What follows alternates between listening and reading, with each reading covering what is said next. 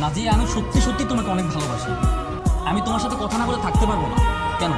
তুমি আমাকে ভালোবাসো না? তুমি পারবে আমার সাথে কথা না বলে থাকতে? চাইলে সবই সম্ভব।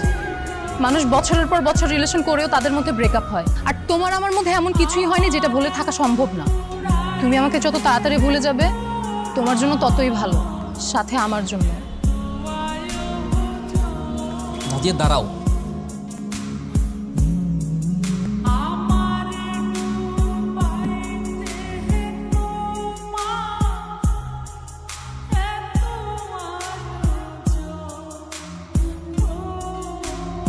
এর আগেও তোমাদের দুজনকে আমি কয়েকবার ক্ষমা করে দিয়েছি, ভেবেছিলাম তোমরা শুধরাবে, কিন্তু না।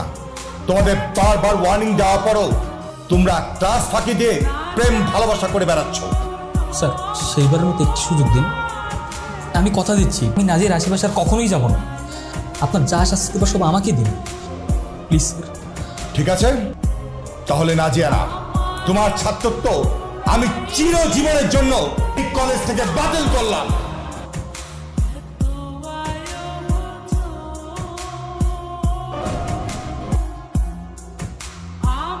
তোমাকে আমি বলেছিলাম কলেজে তুমি এমন কিছু করবে না যাতে করে আমাকে ছোট হতে হয়।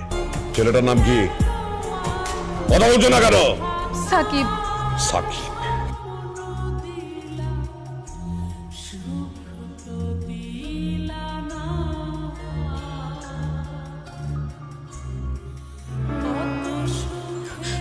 তুমি প্লিজ আমাকে মাফ করে দাও। আমার জন্য স্যার তোমাকে কলেজ থেকে বহিষ্কার করে দিয়েছে। সব দোষ আমার। তুমি নিজেকে দোষারোপ করছো কেন? দেখো, যা কিছু হয়েছে সব কিছু তো আমার জন্যই।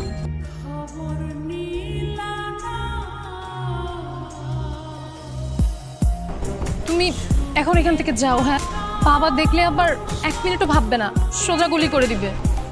আচ্ছা, ঠিক আছে।